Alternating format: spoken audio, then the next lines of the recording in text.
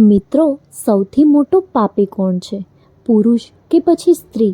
જો તમને ખબર ન હોય તો આ વાર્તા ચોક્કસ સાંભળજો. વાર્તા સાંભળ્યા પછી તમને ખબર પડશે કે ભગવાન શ્રી કૃષ્ણની નજરમાં સૌથી મોટો પાપી કોણ છે, પુરુષ કે પછી સ્ત્રી? મિત્રો, એક જંગલમાં એક મોર અને એક ઢેલ પ્રેમથી સાથે રહેતા હતા. તેઓ એકબીજાને ખૂબ પ્રેમ કરતા હતા. એક દિવસ કોઈ વિવાદને કારણે મોર અને ઢેલ લડ્યા. મોરે કહ્યું કે આ દુનિયામાં સૌથી મોટો પાપી અને વિશ્વાસઘાતી વ્યક્તિ એક સ્ત્રી છે. જ્યારે ઢેલે જવાબ આપ્યો કે આ દુનિયામાં સૌથી પાપી અને વિશ્વાસઘાતી લોકો પુરુષો છે. તેઓ લડતા રહ્યા અને તેમના વિવાદનો ઉકેલ શોધતા ભગવાન શ્રી કૃષ્ણ પાસે ગયા અને પોતાનો મુદ્દો જણાવ્યો. શ્રી કૃષ્ણએ મોરને કહ્યું, તને કેવી રીતે કહી શકો છો કે આ દુનિયામાં સ્ત્રીઓ પુરુષો કરતાં વધુ પાપી અને વિશ્વાસઘાતી છે? મિત્રો, જો તમે આ વાર્તા સાંભળી રહ્યા છો તો તેને સંપૂર્ણપણે સાંભળો અને અડધી છોડી દેવાની ભૂલ ન કરતા, કારણ કે આ પવિત્ર વાર્તાને સંપૂર્ણ રીતે સાંભળવાથી તમને ઈચ્છિત પરિણામો અને અપાર જ્ઞાન મળશે. તો આ વાર્તાને સંપૂર્ણપણે સાંભળો. જો તમે કૃષ્ણના ભક્ત છો તો શ્રી કૃષ્ણનો અનાદર ન કરો. પછી મોર ભગવાનને કહે છે, પ્રભુ, હું તમને એક વાર્તા કહેવા માંગુ છું જે આપણા બધાને સાબિત કરશે કે સ્ત્રીઓ પુરુષો કરતાં વધુ પાપી અને વિશ્વાસઘાતી હોય છે. પછી ભગવાન શ્રી કૃષ્ણે કહ્યું, ઠીક છે, તમે વાર્તા કહો. મોર વાર્તા શરૂ કરવા જઈ રહ્યો હતો ત્યારે માતા રૂકમણીજી આવ્યા અને કહ્યું, પ્રભુ, હું પણ વાર્તા સાંભળવા માંગુ છું. ભગવાન શ્રી કૃષ્ણે કહ્યું, ઠીક છે, બેસો, તમે પણ સાંભળી શકો છો. પછી મોર ભગવાન શ્રી કૃષ્ણ અને માતા રૂકમણીની સામે વાર્તા કહેવાનું શરૂ કર્યું. મોરે કહ્યું કે એક રાજ્યમાં રાજપાલ નામનો રાજા રાજ કરતો હતો. તેના 4 પુત્રો હતા જે બધા ખૂબ જ બહાદુર અને શક્તિશાળી હતા. પરંતુ મોટો પુત્ર રાજસેન માત્ર શક્તિશાળી જ નહીં, ખૂબ જ સુંદર હતો અને તેની પત્ની કલાદેવી પણ ખૂબ જ સુંદર અને મનોહર હતી. તે બીજી કોઈ સ્ત્રીને પોતાના કરતાં વધુ સુંદર માનતી ન હતી. એક દિવસ રાજા રાજપાલ તેના પુત્ર રાજસેનની વાતથી ગુસ્સે થઈ તેને રાજ્યમાંથી હાંકી કાઢવાનો આદેશ આપ્યો. આ સાંભળીને બધા ચિંતિત થઈ ગયા. રાજસેન તેના મહેલમાં ગયો અને દુઃખી થઈ ગયો. રાજસેનનું દુઃખ જોઈ તેની પત્નીએ પૂછ્યું, પ્રાણનાથ, તમે કેમ દુઃખી છો? આટલા ઉદાસ કેમ છો? રાજકુમાર હોવા છતાં તમે આટલા ચિંતિત કેમ છો? રાજસેને વિચાર્યું કે તેણે કંઈક ખૂબ જ ખોટું કર્યું છે અને તેણે તેની પત્નીને બધું કહી દીધું. તે જ ક્ષણે તેની પત્ની બેહોશ થઈ જાય છે. દાસીઓ કલાદેવી પર ગુલાબજળ છાંટે છે અને પછી તે ભાનમાં આવે છે. હવે ભાનમાં આવ્યા પછી કલાદેવી તેના પતિ રાજકુમાર રાજસેનને કહે છે, જો તમે મને દાસી તરીકે છોડીને બીજા રાજ્યમાં જાઓ છો તો હું તમારા વિના કેવી રીતે રહીશ? હું તમારી સાથે જ જઈશ. રાજકુમાર રાજસેન જવાબ આપે છે, તમે મારી સાથે કેવી રીતે આવી શકો છો? કારણ કે અન્ય રાજ્યોમાં ઘણી મુશ્કેલીઓ હોય છે અને તમે નાજુક મહેલોમાં રહો છો. તમે મહેલો વિના આ દુઃખ કેવી રીતે સહન કરી શકશો? રાજકુમાર રાજસેનના શબ્દો સાંભળીને રાજકુમારી કલાદેવી કહે છે, પ્રિય, બીજા રાજ્યોમાં તમને ગમે તેટલી મુશ્કેલીનો સામનો કરવો પડશે. તે અમારી સાથે સુખદ લાગશે, પરંતુ મહેલનું સુખ તમારા વિના જંગલના દુઃખ કરતાં પણ વધુ ભયાનક લાગશે. તેથી હું તમારી સાથે જ આવીશ. પછી મોર કહે છે, પ્રભુ, રાજકુમારી કલાદેવીની આંખોમાં આંસુ જોઈ રાજસેન મનમાં વિચારે છે કે તે મારા વિના રહી શકતી નથી, તેથી તેને દુઃખમાં છોડી અને જવું મારા માટે ખોટું હશે. આ બધા વિશે વિચારતા રાજકુમાર રાજસેન તેની પત્ની કલાદેવીને કહે છે કે ઉદાસ ન થાઓ, અમે તમને અમારી સાથે લઈ જઈશું. કલાદેવી આ સાંભળીને ખુશ થાય છે અને તેના પતિ સાથે જવાની તૈયારી કરવા લાગે છે. બીજા દિવસે સવારે તેઓ રાજ્ય છોડીને એક જંગલમાં પહોંચે છે. ચાલીને થાકીને તેઓ એક ઝાડ નીચે આરામ કરવાનું નક્કી કરે છે. તેઓ ખૂબ થાકી ગયા હોય છે. ઠંડા પવનથી તરત જ તેમને ઊંઘ આવી ગઈ, પરંતુ થોડી વાર પછી એક સાપે કલાદેવીને ડંખ માર્યો અને પછી મોર કહે છે કે મારા ભગવાન, આગળ સાંભળો. જેમ જેમ સાપ કરડ્યો, રાજકુમારી પીડાથી રડવા લાગી અને રાજસેનની આંખો ખુલી ગઈ. રાજકુમારીને પીડાથી રડતી જોઈ અને સાપને જતા જોઈને રાજસેન બેચેન થઈ ગયો. થોડીવાર પછી રાજકુમારીનું મૃત્યુ થયું. રાજકુમારીને જોઈને રાજસેન જોર જોરથી રડ્યો. પછી મનમાં વિચાર્યું, હવે જ્યારે મારો જીવન સાથી જ મરી ગયો છે તો હું જીવીને શું કરીશ? હું આ જ જંગલમાં મારો જીવ આપી દઈશ. મનમાં આ વિચારી તે કલાદેવીના મૃતદેહની નજીકથી ઊભો થાય છે અને લાકડા લેવા માટે જંગલમાં જાય છે. તે લાકડા ભેગા કરતાં કરતાં રડે છે અને કહે છે, હું પણ કલાદેવીના અંતિમ સંસ્કાર પર મરીશ. પણ તે જ સમયે સ્વર્ગમાંથી એક દેવદૂત આવે છે અને રાજસેનને રડતો જોઈ અને દયા આવે છે. તે રાજકુમાર રાજસેન પાસે જાય છે અને પૂછે છે કે તે કેમ રડી રહ્યા છો? તમારું દુઃખ શું છે? રાજકુમાર રાજસેન દેવદૂતને જવાબ આપે છે, મારા દુઃખ વ્યક્ત કરવાની હિંમત મારામાં નથી. હું ઈચ્છું છું કે પૃથ્વી ફાટી જાય અને મને સમાવી લે. દેવદૂત કહે છે, મને તમારી વાત કહો, કદાચ હું તમને મદદ કરી શકું. રાજસેન કહે છે, મહારાજ, હું એક રાજકુમાર અને રાજા રાજપાલનો પુત્ર છું. મારા પિતાએ મને રાજ્ય છોડવાનું કહ્યું, તેથી હું અને મારી પત્ની આ જંગલમાં ભટક્યા અને અહીં આવ્યા. અહીં મારી પત્નીને સાપ કરડ્યો અને મૃત્યુ પામી. હું લાકડા ભેગા કરી રહ્યો છું જેથી મારી પત્ની સાથે પોતાને પણ બાળી શકું. હવે મોર કહે છે, પ્રભુ આગળ સાંભળો. રાજસેનની વાત સાંભળીને દેવદૂતે કહ્યું, રાજકુમાર, તું મૂર્ખ છે. આ દુનિયા છે, લોકો સતત આવે છે અને જાય છે. દરેકને એક દિવસ આ શરીર છોડવું પડશે. અને તમે જાણો છો, કોઈની સાથે આ દુનિયામાં કોઈ આવતું નથી અને કોઈની સાથે કોઈ જતું નથી. છતાં તમે મૂર્ખની જેમ વાત કરી રહ્યા છો. જો તમે જીવતા રહેશો તો તમારી પાસે ઘણી રાણીઓ હશે. તો મારી વિનંતી પર મરવાનો વિચાર છોડી દો. દેવતાઓ પણ આ માનવ શરીર મેળવવા ખૂબ ઉત્સુક છે. તો તમે આ શરીરનો નાશ કેમ કરવા માંગો છો? દેવદૂતની વાત સાંભળીને રાજસેને કહ્યું, મહારાજ, તમે જે કહ્યું તે સાચું છે, પરંતુ મને કોઈ પણ જીવનમાં આવી સમર્પિત પત્ની ક્યારેય નહીં મળે. તેથી હું તેની સાથે મરી જઈશ. રાજસેનના વિચારો સાંભળીને દેવદૂતને સમજાયું કે તે તેની પત્ની વિના રહી શકશે નહીં. પછી દેવદૂતે રાજસેનને કહ્યું, રાજકુમાર, તમારી પત્નીને પુનર્જીવિત કરવાનો એક જ રસ્તો છે. હવે મારી વાત ધ્યાનથી સાંભળો. જો તમે આ ઉપાય કરી શકો તો તમારી પત્ની જીવંત થઈ શકે છે. રાજસેને કહ્યું, મહારાજ, તમે જે કહો તે કરવા તૈયાર છું. મારી પત્નીને જીવિત કરો. દેવદૂતે કહ્યું, તમારી પત્નીનું આયુષ્ય ફક્ત 20 વર્ષ છે અને તે પહેલાંથી જ ગુજરી ગઈ છે. તેના બદલે તમારી પાસે 70 વર્ષનું આયુષ્ય છે, જેમાંથી 30 વર્ષ વીતી ગયા છે. તમારા જીવનકાળમાં હજુ 40 વર્ષ બાકી છે. આનો અર્થ છે કે તમારી પાસે 40 વર્ષ જીવવાની તક છે. જો તમે તમારી પત્નીને અડધું જીવન સમર્પિત કરશો તો તમે બંને એક સરખું આયુષ્ય જીવશો. જો તમે આ સ્વીકારશો તો રાજકુમારી જલ્દી સ્વસ્થ થઈ જશે. દેવદૂતના શબ્દો સાંભળીને રાજકુમાર રાજસેને કહ્યું કે હું સંમત છું. પછી દેવદૂતે રાજસેનના હાથમાંથી પાણી લીધું અને 20 વર્ષ સુધી રાજકુમારીના પગ પર રેડવાની પ્રતિજ્ઞા લીધી. હવે રાજસેને સંકલ્પ કર્યો ત્યારે દેવદૂતે કહ્યું કે તેના પગ પર પાણી રેડતા પહેલાં હું કહું છું તે વાત કાળજીપૂર્વક સમજો. આની પાછળ એક રહસ્ય છે. હમણાં તમને રાજકુમારીની જરૂર છે. તમે પાણી રેડી તેને બચાવી શકો છો, પરંતુ જો ભવિષ્યમાં તેની જરૂર ન પડે તો તમે તમારો સંકલ્પ પાછો ખેંચી પણ શકો છો. અને જ્યારે તમે તે પાછો ખેંચી લે ત્યારે તમારી પત્ની તરત જ મરી જશે. પરંતુ એક વાત યાદ રાખો, રાજકુમારીને આ વાત ન કહો કે તમે ક્યારેય આ સંકલ્પ પાછો ખેંચી શકો છો, નહીં તો તમે તેને પાછો ખેંચી શકશો નહીં. હંમેશા યાદ રાખો, જીવનમાં કેટલીક બાબતો હંમેશા છુપાવવી જોઈએ, કારણ કે ક્યારેક તે કામમાં આવી શકે છે. આટલું કહીને દેવદૂત રાણી સમક્ષ હાજર ન થયા અને અદૃશ્ય થઈ ગયા. કલાદેવી ભાનમાં આવી. પછી રાજસેને રાજકુમારીને કહ્યું કે તે સૂતી હતી અને ખૂબ જ થાકેલી હતી, તેથી તેને જગાડી ન હતી. આમ રાજકુમાર રાજસેને તેની પત્નીથી બધું છુપાવ્યું. મોરે કહ્યું, પ્રભુ, તે બંને આગળ વધ્યા. ઘણા દિવસો પછી તેઓએ ખૂબ સુંદર જગ્યા જોઈ. ત્યાં એક સાધુની ઝૂંપડી હતી. જ્યારે તેઓ ત્યાં પહોંચ્યા તેણે એક સુંદર યુવાન સાધુને શાંતિથી ધ્યાન કરતા જોયા.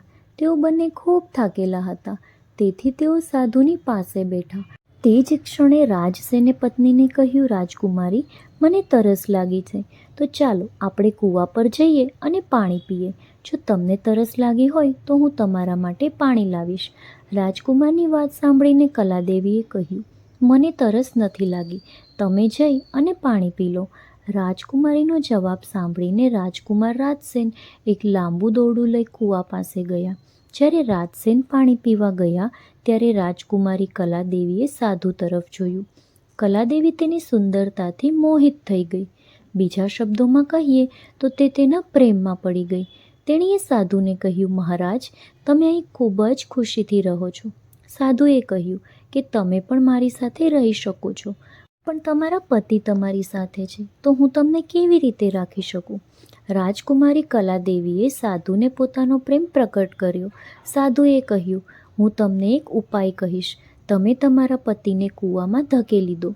જ્યાં તે પાણી પીવા ગયો છે ત્યાં આપણે જોઈશું કે આગળ શું થાય છે. સાધુના શબ્દો સાંભળીને કલાદેવીએ કહ્યું, ઠીક છે, હું તે કરીશ.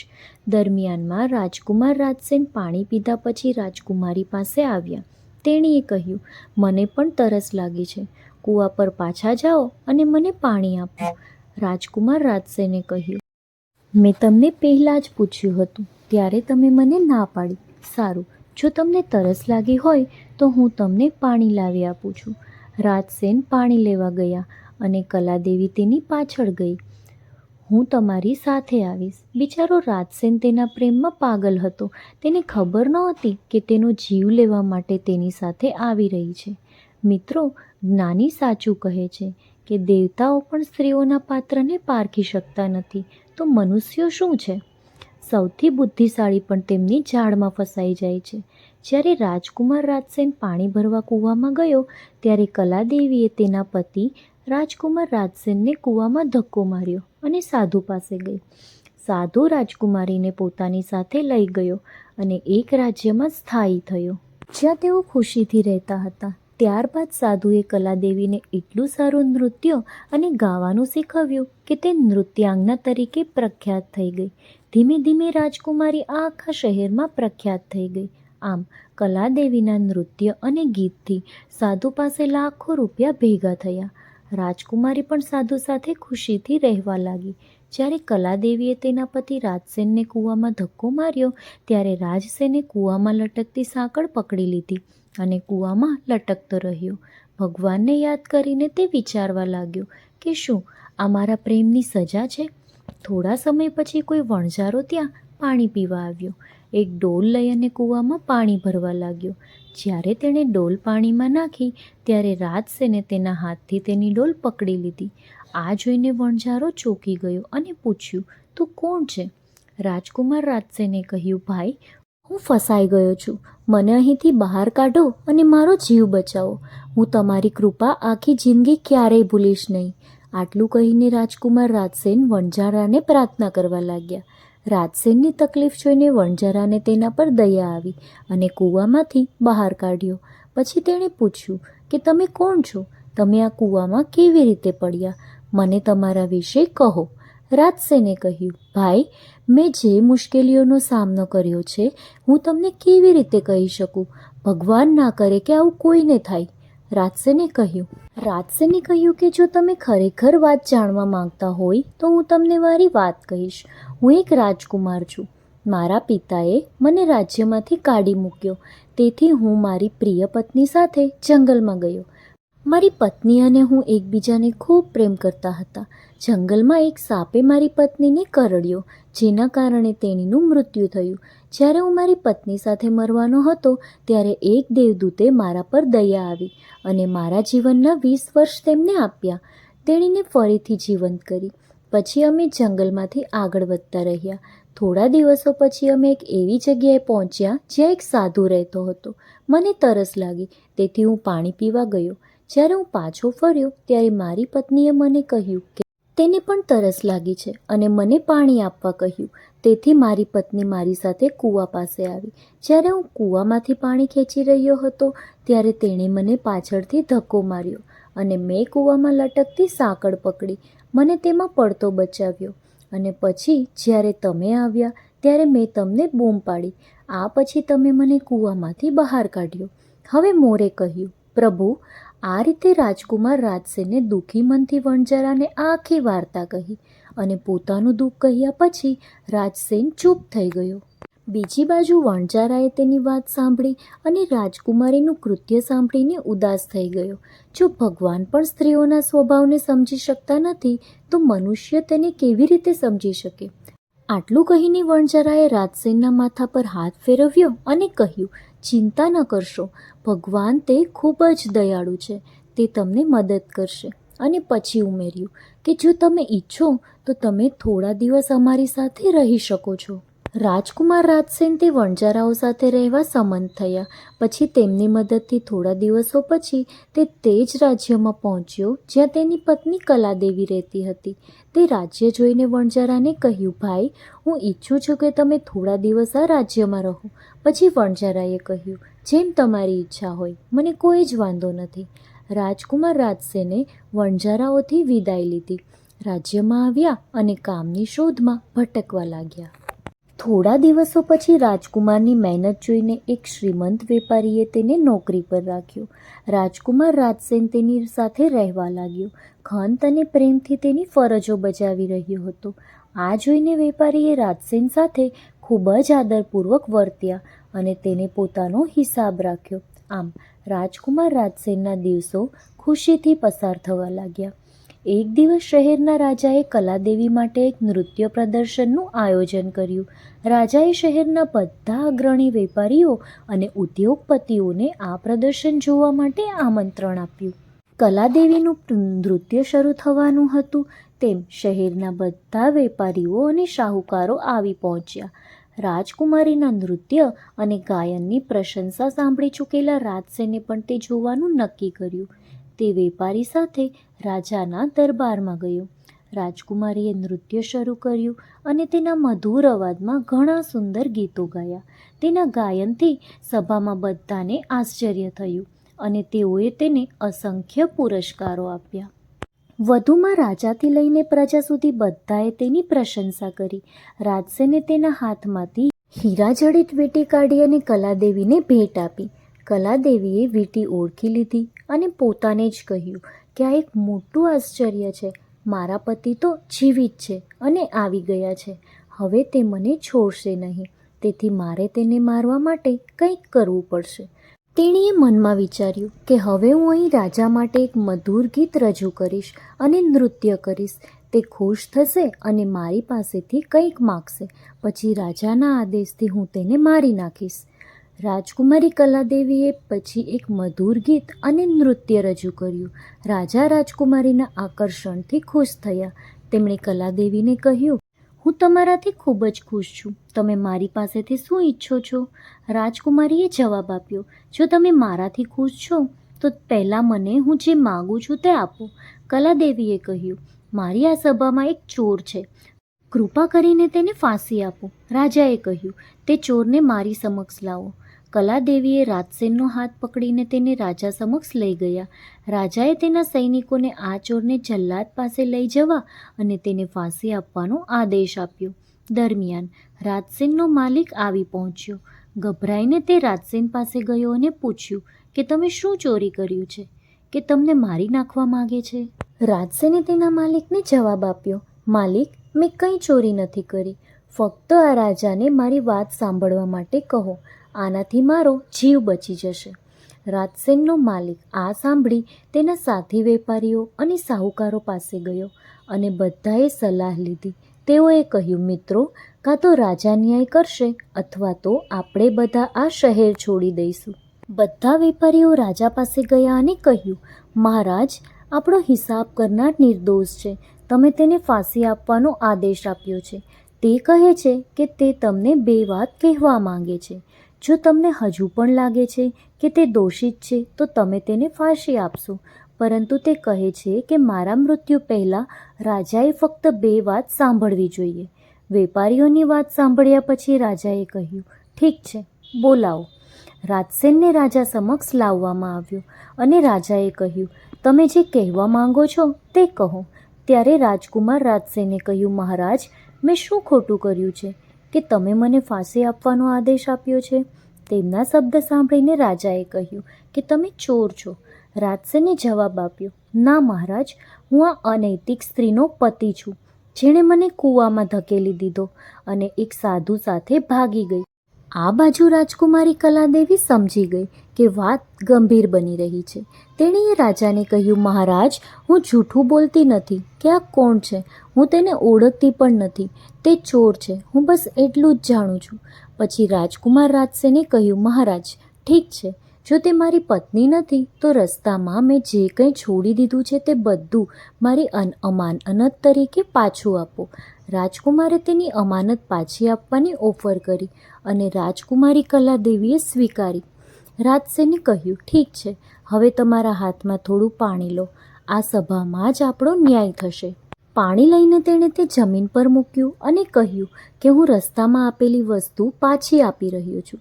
કલાદેવીએ પણ થોડું પાણી લીધું અને કહ્યું કે હું રસ્તામાં આપેલી વસ્તુ પાછી આપી રહી છું. તેણીએ તેના હાથમાંથી પાણી છોડતાની સાથે જ રાજકુમારીએ અંતિમ શ્વાસ લીધા. આ દ્રશ્ય જોઈને ત્યાંના લોકો આશ્ચર્યચકિત થઈ ગયા. રાજાએ ચિંતાતુર થઈ રાજસેનને પૂછ્યું કે શું થયું છે, મને સાચું કહો. રાજકુમાર રાજસેને તેની વાત શરૂ કરી.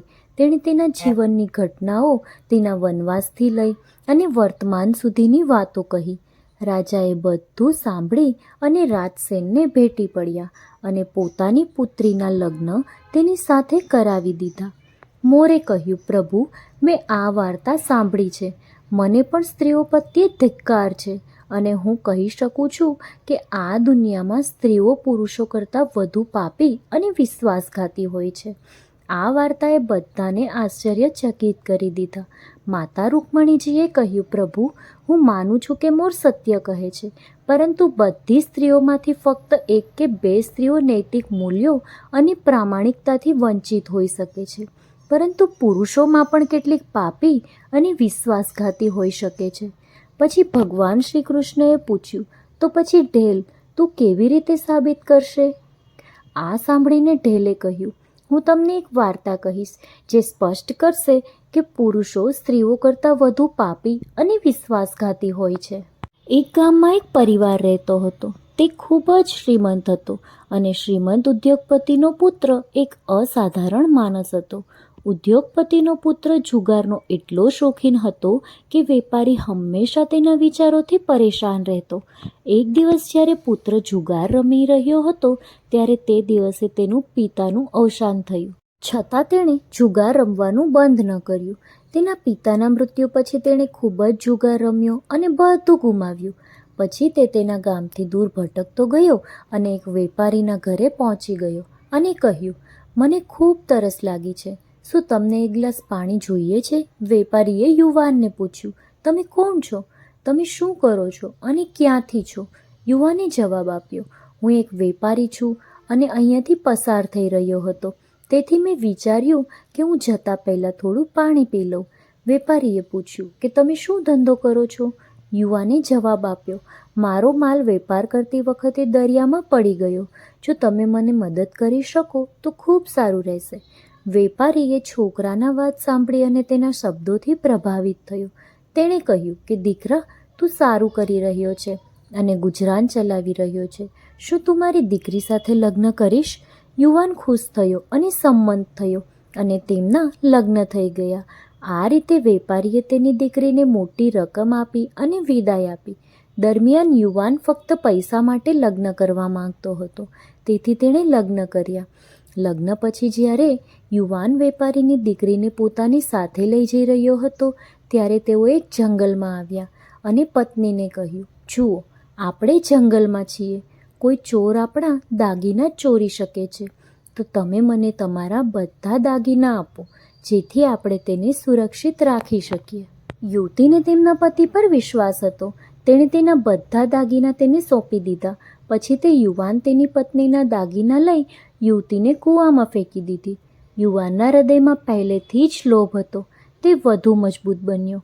યુવાને તેની પત્ની સાથે આવેલી દાસીને પણ મારી નાખી, જેણે શેઠે તેની પુત્રી સાથે મોકલી હતી. પછી તેણે તેની પત્નીને કૂવામાં ફેંકી દીધી. વિચારીને કે મેં ફક્ત પૈસા માટે જ તેની સાથે લગ્ન કર્યા છે. મને પૈસા મળી ગયા છે. તેણે ધાર્યું કે તે ડૂબીને મરી જશે. આ વિચારીને યુવાન ત્યાંથી ચાલ્યો ગયો, પરંતુ તેની પત્ની મદદ માટે બૂમો પાડતી રહી. તેને કોઈ જ નુકસાન થયું નહીં.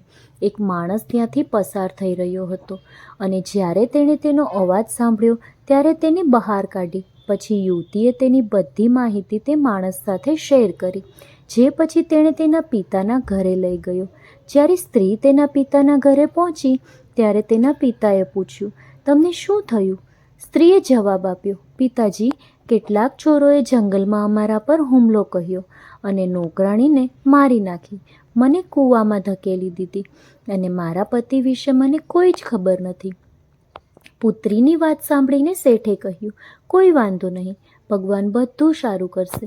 ઢેલે કહ્યું, પ્રભુ, આ દુનિયામાં ફક્ત પુરુષ જ વિશ્વાસઘાતી અને પાપી હોઈ શકે છે. હવે ન્યાયનો નિર્ણય તમારા હાથમાં છે. મેં તમને એક વાર્તા કહી છે અને મોરે પણ તમને એક વાર્તા કહી છે. હવે તમે ન્યાય કરો. હવે મોર અને ઢેલની વાર્તા સાંભળ્યા પછી ભગવાન શ્રી કૃષ્ણએ કહ્યું, ઠીક છે મોર અને ઢેલ, મેં તમારી વાર્તા ધ્યાનથી સાંભળી છે. હવે હું તમારો ન્યાય કરીશ. ખરેખર આ દુનિયામાં પુરુષ અને સ્ત્રી વચ્ચે કોણ વધુ પાપી કે વિશ્વાસઘાતી છે તે મને સ્પષ્ટ છે. શ્રી કૃષ્ણ જવાબ આપે છે, એ વાત નિઃશંકપણે સાચી છે કે વ્યક્તિના વિચાર તેમના સ્તરથી નીચે આવી શકે છે અને તે જ તમને પાપી અને વિશ્વાસઘાતી બનાવે છે. પુરુષ હોય કે સ્ત્રી, કોઈ પણ પાપ કરતાં પહેલાં વ્યક્તિએ વિચારવું જોઈએ કે તે સાચું છે કે ખોટું. પાપી અને વિશ્વાસઘાતી બનવાની કોઈ જાતિ નથી હોતી. તે વ્યક્તિના વિચારો અને કાર્યોનું પરિણામ છે. મિત્રો, ખરેખર વ્યક્તિના વિચાર તેમના સ્તરથી નીચે આવી શકે છે અને તે જ તમને પાપી અને વિશ્વાસઘાતી બનાવે છે. ધાર્મિક ગ્રંથો અનુસાર મહાભારત કાળ દરમિયાન યોગીરાજ કૃષ્ણે ગુરુ દ્રોણના પુત્ર અશ્વત્થામાને, જેમણે અમરત્વ પ્રાપ્ત કર્યું હતું, તેમના અમૂલ્ય રત્નને છીનવી અને ગર્ભહત્યા કરવાનો પ્રયાસ કરવા બદલ સજા આપી, જેના અભાવે તે શક્તિહીન થઈ ગયો હતો. નોંધનીય છે કે અશ્વત્થામાએ અભિમન્યુની પત્ની ઉત્તરાના ગર્ભમાં ઉછળતા બાળકને મારી નાખવાનો પ્રયાસ કર્યો હતો. ગર્ભનું રક્ષણ કરવા માટે ભગવાન શ્રી કૃષ્ણે પોતે ઉત્તરાના ગર્ભમાં પ્રવેશ્યા અને ગર્ભનું રક્ષણ કર્યું. આ જ કારણ છે કે ધાર્મિક ગ્રંથો જીવંત પ્રાણીઓ અથવા ગર્ભહત્યાનો વિરોધ કરે છે. ધાર્મિક ગ્રંથો અનુસાર સ્ત્રીઓને શક્તિનું અવતાર માનવામાં આવે છે. આ જ કારણ છે કે દરેક યુગમાં મહાન પુરુષોએ તેમની પૂજા કરી છે. સ્ત્રીઓએ માત્ર મહાન પુરુષો જ નહીં, પરંતુ તેમના ગર્ભમાંથી દેવી શક્તિને પણ જન્મ આપ્યો છે. આ જ કારણ છે કે સ્ત્રીઓને બ્રહ્માંડની માતા અને બ્રહ્માંડની સર્જક પણ કહેવામાં આવે છે. અને કોઈ પણ ધાર્મિક ગ્રંથ પૃથ્વીના રહેવાસીઓને સૃષ્ટિનો નાશ કરવાનો અધિકાર આપતી નથી. આ જ કારણ છે કે ભ્રૂણ હત્યા માત્ર પાપ જ નહીં, પણ એક ગંભીર પાપ છે. આ પાપ માટે વ્યક્તિએ 100 જન્મ સુધી નરકની યાત્રાઓ સહન કરવી પડે છે. મહાભારત યુદ્ધમાં ઘણા પાપ થયા હતા, પણ શું અશ્વત્થામાનું પાપ એટલું ગંભીર હતું કે ભગવાન શ્રી કૃષ્ણએ તેમને શ્રાપ આપ્યો હતો? રામાયણની સરખામણીમાં મહાભારતમાં કપટ અને પાપનું પ્રમાણ અગણિત છે. બંને બાજુ છેતરપિંડી હતી.